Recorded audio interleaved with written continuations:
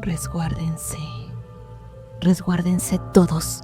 Cierren puertas y ventanas. Atranquen con llave, que esta noche el diablo viene de visita.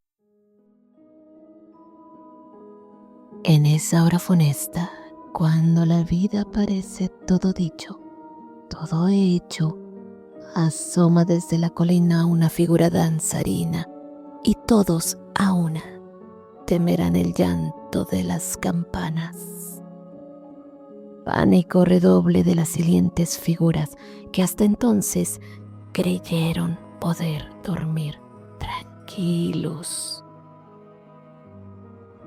Oh, el demonio, diablillo condenado que usas quebrar todos los huesos de este ajuar tan preciado que llamamos tranquilidad. Nada peor que una localidad ajena a los ruidos del progreso, donde el tiempo transcurre lento en su pesaroso aburrimiento. Que surja de las tinieblas el fatídico Mefisto, dispuesto a todo con tal de hacer algo de ruido. Y nada mejor para la mente torturada del maestro Edgar Allan Poe, que los dioses primigenios le tengan en su gloria, que una narrativa con todo el esplendor del cuento popular, un toque de absurdez irrelevante, inquietante, y por supuesto la presencia de algún detonador de malignidad. Bienvenidos noctámbulos, una vez más a mi lado.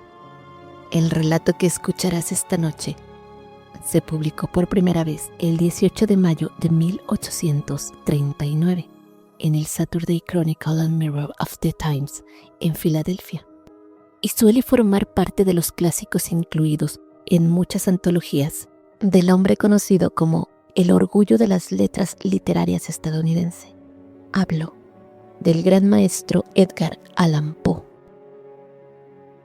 Así pues, si estás listo para escuchar este relato lleno de terror, a partir de este momento, cierra puertas y ventanas, baja un tanto las luces y acurrúcate en tu sillón favorito, porque aquí comenzamos con el misterioso caso del diablo del campanario.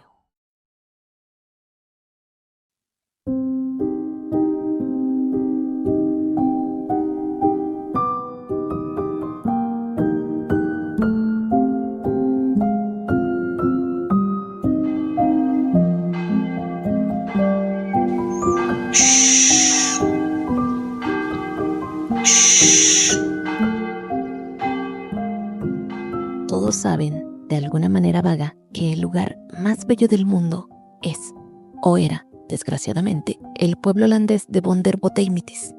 Sin embargo, como se encuentra a cierta distancia de todas las grandes vías, en una situación, por así decirlo, extraordinaria, probablemente lo hayan visitado un corto número de mis lectores. Por esta razón, considero oportuno, para entretenimiento de aquellos que no hayan podido hacerlo, entrar en algunos pormenores con respecto a él. Y esto es realmente un tanto más necesario cuanto que si me pongo a relatar los calaminosos acontecimientos ocurridos últimamente dentro de sus límites. Esto es solo con la esperanza de conquistar para sus habitantes la simpatía popular.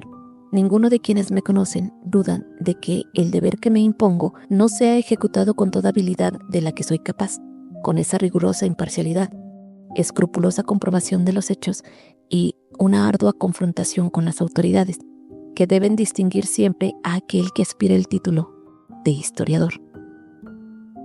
Gracias a la ayuda conjunta de monedas, manuscritos e inscripciones, estoy autorizado a afirmar positivamente que el pueblo de Vonderbotemitis existió siempre, desde su fundación precisamente en las mismas condiciones que hoy se encuentra. Por lo que respecta a la fecha de su origen, me es singularmente penoso no poder hablar sino con esa imprecisión indefinida con la que los matemáticos se ven a veces obligados a conformarse con unas determinadas formas algebraicas. La fecha, si me está permitido hablar así, habida cuenta de su prodigiosa antigüedad, no puede ser menos que una cantidad determinable cualquiera. Con respecto a la etimología del nombre Vonderbotemitis, confieso sin pena estar en duda, ya que existe una serie de opiniones sobre este delicado punto. muy sutiles en algunas de ellas, otras demasiado eruditas, y algunas más lo suficientemente en oposición de ambas. No hallo ninguna que pueda considerar satisfactoria honestamente. Tal vez la idea de Groswish, que coincide casi con la de Croutaplately, deba aceptarse prudentemente, ya que está concebida en los siguientes términos: Bonder borretemitis, Bonderleish, Bonder, Poteimitis, quasi Fleischert, Fleischert ob Sol, Profitsen. A decir verdad, esta etimología encuentra, de hecho, bastante confirmación de algunas señales del fluido eléctrico que pueden verse todavía en lo alto del campanario del ayuntamiento.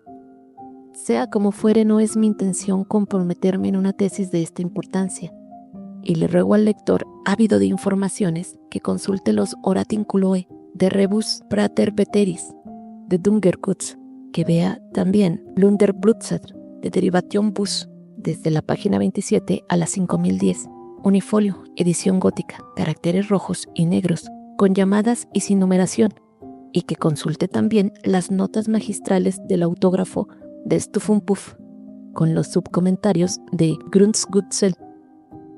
A pesar de la obscuridad que envuelve de este modo la fecha de la fundación de Bonder Boteimitis y de la etimología de su nombre, no cabe duda, como ya he dicho, de que ha existido siempre tal cual lo vemos en la actualidad. El más viejo hombre del lugar no recuerda ni la más leve diferencia en el aspecto de una parte cualquiera de él, y, en realidad, la simple sugestión de tal posibilidad sería considerada como un insulto. El pueblo está situado en un valle perfectamente circular, cuya circunferencia mide un poco más o menos un cuarto de milla, y está rodeado completamente por lindas colinas, cuyas cimas jamás pensaron sus habitantes hollar con su planta. No obstante, estos dan una excelente razón de su proceder, pues creen que no hay absolutamente nada al otro lado. Alrededor del lindero del valle, que es completamente liso y pavimentado en toda extensión con ladrillos planos, hay una ininterrumpida fila de 60 pequeñas casas. Se apoyan por detrás sobre las colinas y, por lo tanto, todas miran hacia el centro de la llanura, que se encuentra justamente a 60 yardas de la puerta delantera de cada casa. Cada una de estas tiene a la entrada un jardincillo con una avenida circular, un reloj de sol y 24 coles. Las mismas construcciones son tan absolutamente iguales que es imposible distinguir una de otra, y a causa de la extrema antigüedad, el sitio arquitectónico es un tanto agravante, pero, por esta razón, es todavía notablemente pintoresco. Estas casas están construidas con pequeños ladrillos, bien endurecidos al fuego, rojos, con cantos negros, de tal modo que las paredes parecen un tablero de ajedrez de grandes proporciones. Los remates están vueltos del lado de la fachada y poseen cornisas tan grandes como el resto de la casa. En los bordes de los tejados y en las puertas principales se pueden ver. Las ventanas son estrechas y de amplio alféizar, con vidrieras formadas por cristales pequeñísimos y grandes marcos. El tejado está recubierto por una gran cantidad de tejas de puntas arrolladas. La madera es todo de un color sombrío, totalmente tallada, pero de dibujos pocos variados, puesto que, desde tiempos inmemoriales, los artistas de Bonder Boteimitis no han sabido esculpir más que dos objetos, un reloj y una col. Ahora bien, hay que reconocer que esto lo hacen admirablemente y lo prodigan con singular ingeniosidad en cualquier sitio que puedan encontrar un cincel. Las habitaciones son tan parecidas a la parte interior como al exterior.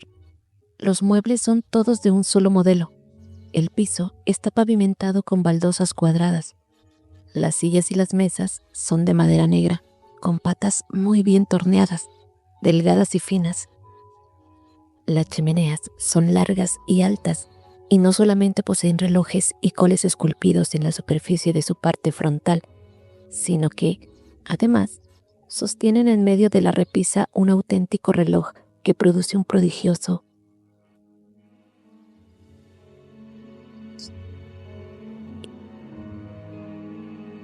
y dos floreros, cada uno de los cuales contienen una col, situados en los extremos a modo de batidores. En cada col y el reloj se encuentran, además, un muñeco chino, panzón, con un gran agujero en medio de la barriga, a través del cual puede verse la esfera de otro reloj. Los lares son amplios y profundos, con retorcidos morrillos. Continuamente arde un gran fuego, sobre la que se encuentra un enorme caldero lleno de col agria y carne de cerdo, intensamente vigilada por la dueña de la casa. Esta es una gruesa y vieja señora, de ojos azules y colorado rostro, que usa en la cabeza un inmenso gorro, semejante a un piloncillo de azúcar, adornado con cintas púrpuras y amarillas. Su traje es de mezclilla anaranjada, larguísimo por detrás y de estrechísima cintura, pero a decir verdad, demasiado corto en otros lados, porque deja al descubierto la mitad de la pierna. Estas son un poco gruesas, lo mismo que los tobillos, pero están cubiertas por un lindo par de medias verdes. Sus zapatos de cuero rosado están atados con un lazo de cintillas amarillas, atadas en forma de col. En su mano izquierda tiene un pesado relojito holandés. Con la derecha maneja un cucharón para dar vueltas a su extraño platillo, que no es más que col ácida y carne de cerdo. A su lado se encuentra un gato gordo y manchado, que exhibe en la cola un relojito de cobre dorado de repetición, que los chiquillos le han atado allí como juego. En cuanto a los chicos, los tres están en el jardín, cuidando del cerdo. Todos tienen 2 pies de altura, tocan con tricornios y visten chalecos púrpuras que les llegan casi a los muslos, calzones de piel de gamo, medias rojas de lana, zapatones con gruesas hebillas de plata y largas blusas con grandes botones de nácar. Cada uno de ellos tiene una pipa en la boca y un abultado reloj en su mano derecha. Hacen una bocanada de humo y una mirada al reloj, una mirada al reloj y una bocanada de humo. El cerdo, que es corpulento y perezoso, se entretiene al mordisquear unas hojas que han caído de las coles y otras en querer morder el relojito dorado que aquellos pícaros le han atado también al rabo, con objeto de embellecerle tanto como al gato. Exactamente frente a la puerta de la entrada, en una silla de amplio respaldo forrado de cuero, con patas bien torneadas y finas como las mesas, se puede ver al viejo propietario de la casa en persona. Es un viejecillo excesivamente hinchado, con grandes ojos redondos y una enorme doble papada.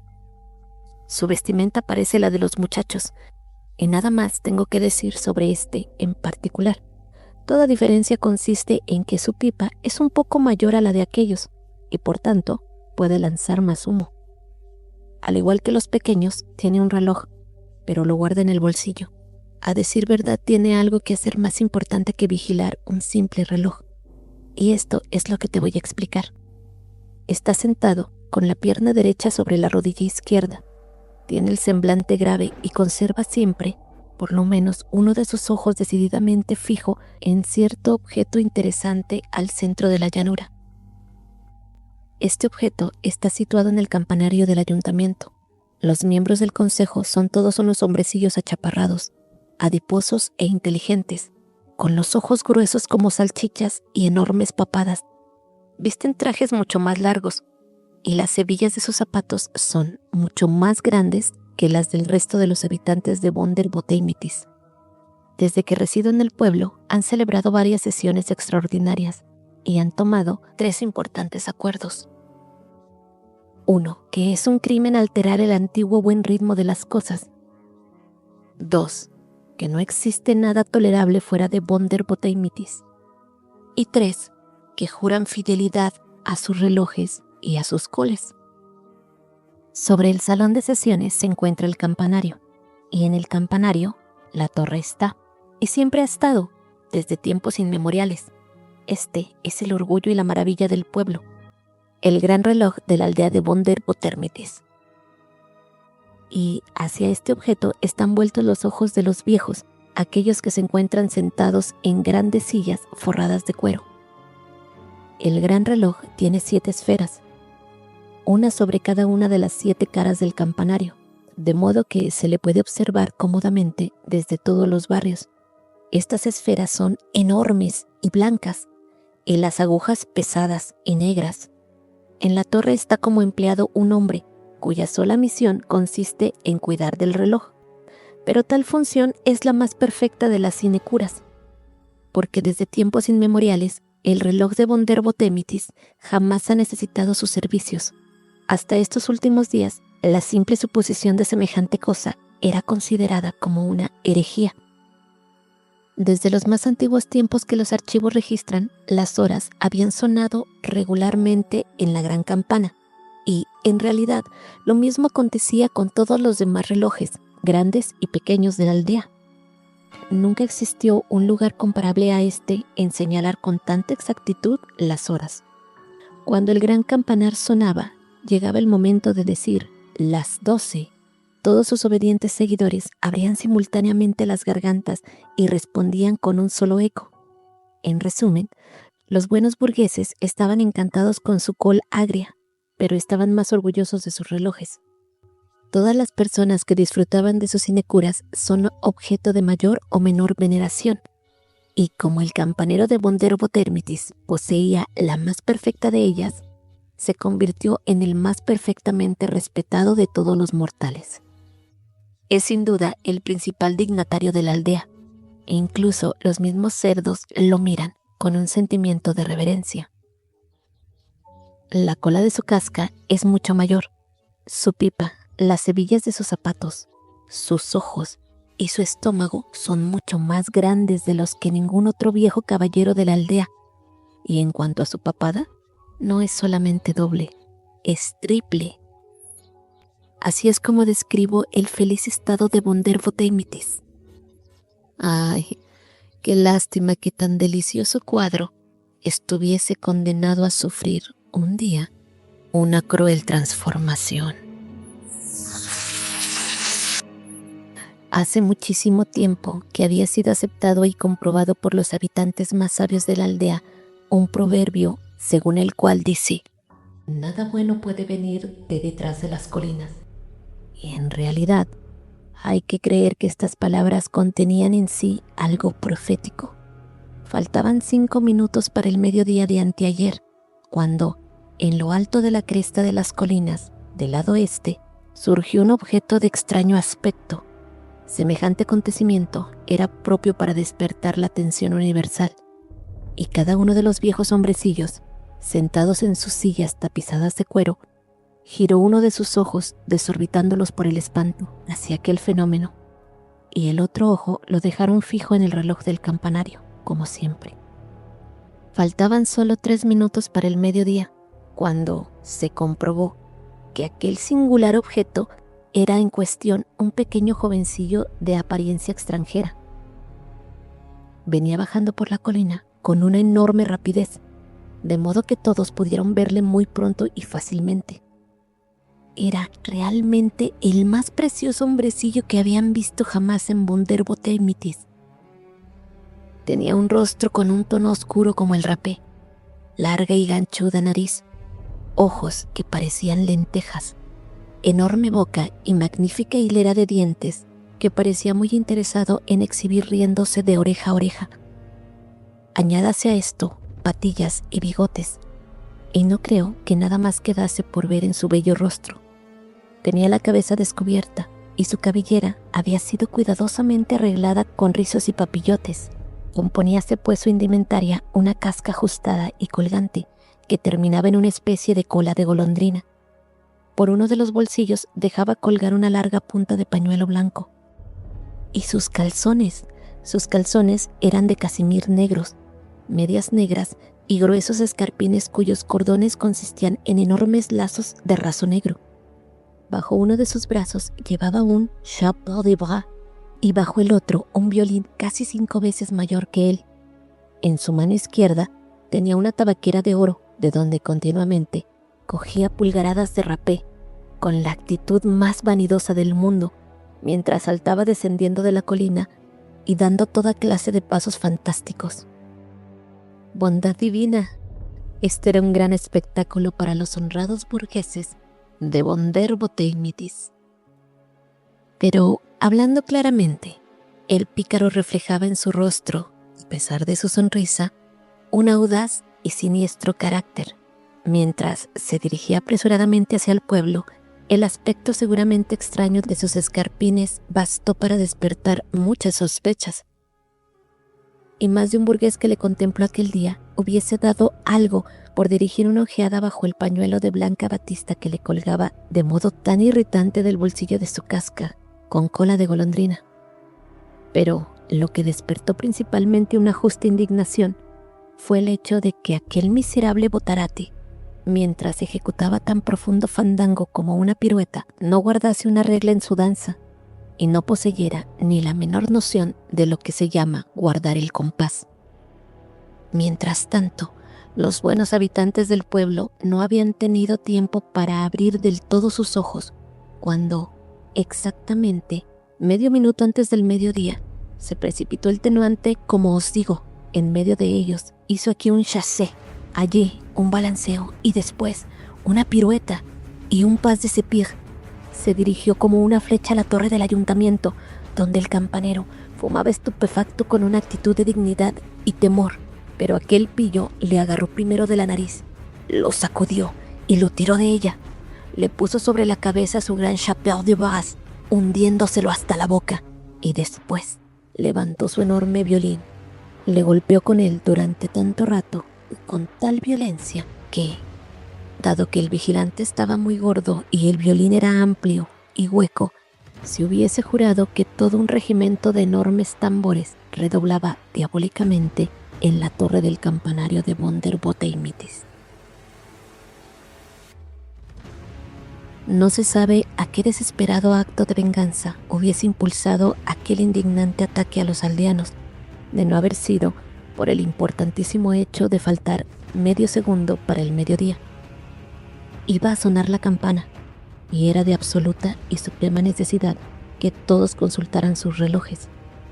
Era indudable, y sin embargo, que exactamente en ese instante el pillo que se había introducido en la torre sin duda quería algo que se relacionaba con la campana, pero ésta comenzaría a repicar y nadie haría tiempo para vigilar sus acciones, porque cada uno de los hombres del pueblo eran todo oídos, contando las campanadas.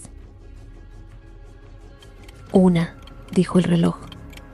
«Una», replicó cada uno de los viejos hombrecillos de Vonderbotemitis sentados en su sillón tapizado de cuero. «Una», dijo el reloj de su mujer. Y «una», dijeron los relojes de los niños y los relojes dorados colgados de las colas del gato y del cerdo. «Dos», continuó la pesada campana. Y «dos», repitieron todos. «Tres, 4, 5, 6, 7, 8, 9 y 10, dijo la campana.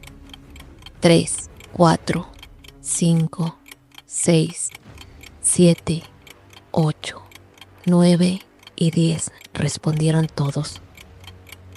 11, 11, dijo la grande.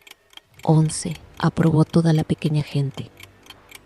12, 12, dijo la campana. 12, contestaron aquellos perfectamente satisfechos y dejaron caer sus voces al compás. Han dado las 12, dijeron todos los viejecillos guardando de nuevo sus relojes. Sin embargo, la gran campana no había terminado aún con ellos. 13, dijo.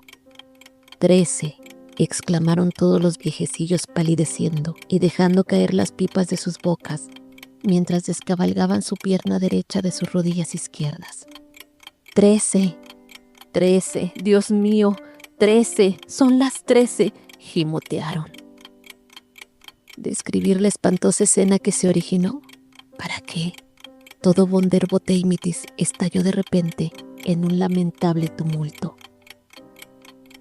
¿Qué le ocurre a mi barriga?, gritaron todos los niños. Tengo hambre desde hace una hora. ¿Qué les pasa a mis coles?, exclamaron todas las mujeres. Deben de estar cocidas desde hace una hora. ¿Qué le ocurre a mi pipa?, juraron todos los viejecillos. Rayos y truenos, debe estar apagada desde hace una hora. Y volvieron a cargar sus pipas con gran rabia. Se arrellenaron en sus sillones y aspiraron el humo con tal prisa y ferocidad que inmediatamente quedó el valle velado por una nube impenetrable. Mientras tanto, las coles iban adquiriendo tonalidades purpúreas, mientras parecía que el mismo viejo Belcebú había tomado el control sobre todo lo que pareciera un reloj. Los relojes tallados sobre los muebles se ponían a bailar como si estuvieran embrujados, mientras que los que se encontraban sobre las chimeneas apenas si podían contener su furor y se obstinaban en un toque incesante. 13, 13, 13. El vaivén y el movimiento de sus péndulos era tal que resultaba verdaderamente espantoso de ver. Lo peor era que los gatos y los cerdos no podían soportar más el desarreglo de los relojillos de repetición atados a sus colas y, ostensiblemente, lo demostraban huyendo hacia la plaza, arañándolo y revolviéndolo todo, maullando y gruñendo, produciendo un espantoso aquelarre de maullidos y gruñidos, lanzándose a la cara de las personas, metiéndose debajo de las faldas, produciendo la más terrible algarabía y la más tremenda confusión que una persona sensata pudiera imaginar.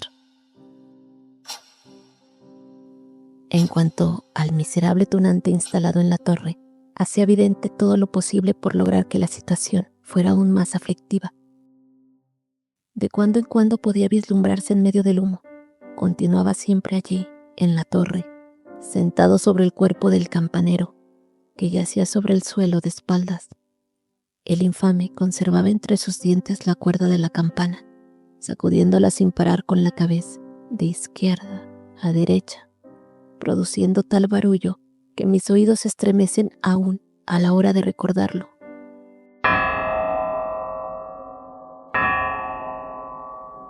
Descansaba sobre sus rodillas aquel enorme violín que rascaba sin acorde ni compás con sus dos manos, procurando fingir, dentro de una terrible parodia, que tocaba Judy O'Flanagan and Paddy O'Raftery.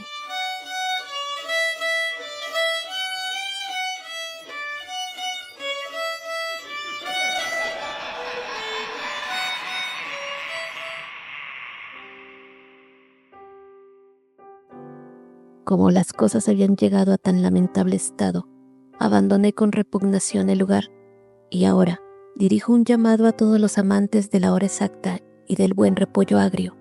Marchemos en masa hacia el pueblo y restauremos el antiguo orden de las cosas en Vonderbotermitis, expulsando de la torre a aquel bellaco. Bueno, noctámbulos, hasta aquí esta exquisita obra del bien llamado El orgullo de las letras literarias estadounidense, el maestro Edgar Allan Poe, quien tuvo una muerte llena de misterio y una vida no menos interesante.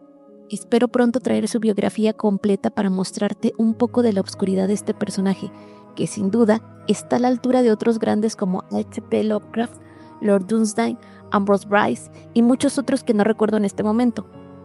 Este es uno de los cuentos que apenas conocí hace poco y la verdad es que me encantó. Espero que contigo también lo haya hecho.